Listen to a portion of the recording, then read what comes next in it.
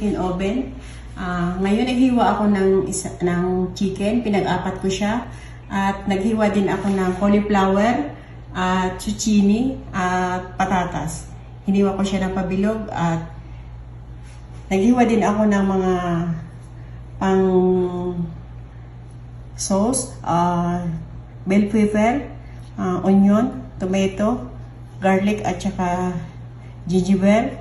Naggawa din ako ng lemon juice na isa at tomato paste, kalahati, asin, muharat at turmeric powder. Itong veggies na to ilalagay ko dito sa blender para pang sauce sa gulay at saka manok. Ngayon nilagay ko na lahat sa blender at i-blend ko siya para sa sauce ng manok at yung kalahati sa gulay. Ngayon natapos kong i-blend yung sauce, ilalagay ko yung kalahati dito sa manok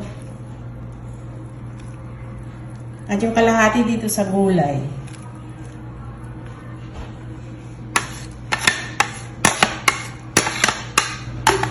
Ngayon ilalagay ko na sa tray yung gulay.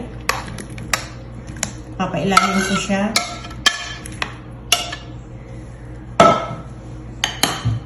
At yung manok ilalagay ko sa ibabaw. Ngayon tatakpan ko siya ng oil paper at lalagyan ko siya ng aluminum foil. Then ilalagay ko siya ng oven. Ang heat niya ay 400. Mga 1.5 hour. Then after, luto na siya. 1.5 hour at inopen ko yung apoy niya sa ibabaw at naging brown na siya. Ngayon ready to serve na siya.